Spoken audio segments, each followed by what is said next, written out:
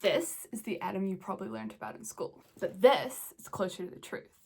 The way we currently understand atoms is that electrons don't spin around the nucleus in circles.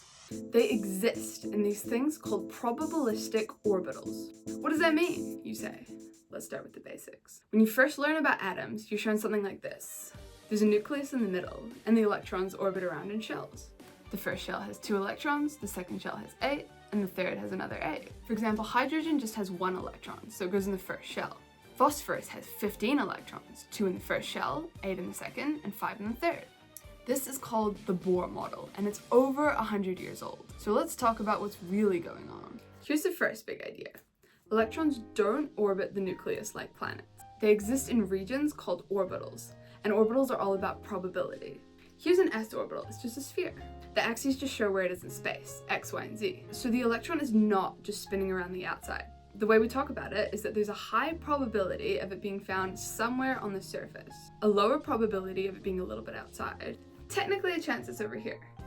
So how many types of orbitals are there? We've got 4, s, p, d, and f. And each orbital holds 2 electrons. So what Bohr originally described as a shell with 2 electrons, we now understand as the electrons exist in an s orbital, where they're most likely to be found around the surface. Let's look at how electrons fill them, starting from the beginning. So hydrogen has 1 electron. It goes into the 1s orbital. Helium has 2, both in that same orbital, so now it's full. Next comes lithium with a 3rd electron. It can't fit in 1s anymore. We're gonna add a new shell with a new orbital, 2s. Beryllium's 4th electron joins it there. So now this orbital is full too. So when we get to boron with 5 electrons, we're gonna need a new orbital. It's still gonna be in the second shell, like how it would be in the Bohr model, but instead of it being in an s orbital, it's gonna be in a p orbital.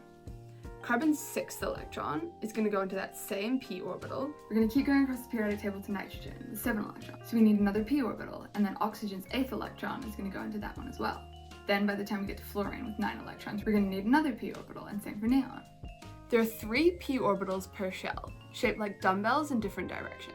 So neon ends up with 2 electrons in 1s, 2 electrons in 2s, and 6 in the 2p orbitals, 2 in each. So how do we know what orbital comes next? And here's where the periodic table becomes super useful.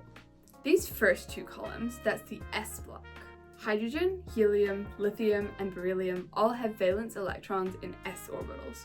Boron through neon are filling their p orbitals. The middle section, that's the d block, and the row at the bottom is the f block, which technically slots in here, but we won't do that. And then there's another pattern going on, the periods. Hydrogen and helium are in the first period, so their valence electrons are in the 1s orbital. Lithium to neon are period 2, so they fill 2s and 2p orbitals. Sodium is in period 3, so it adds its electron to the 3s orbital, and magnesium fills it with 2 electrons. Then aluminium through argon fill the 3p orbitals. Potassium and calcium go into 4s. Instead of going to 4p, the next electrons fill 3d. So the d block is always 1 shell behind the period number. Period 4 fills 3d, period 5 fills 4d, and so on. So to recap, electrons don't orbit like planets. They exist in orbitals, which are regions of probability. There are 4 types, s, p, d, and f. Orbitals fill in a specific order, and that's what shapes the entire periodic table. And that is atomic orbitals. And that is atomic orbitals.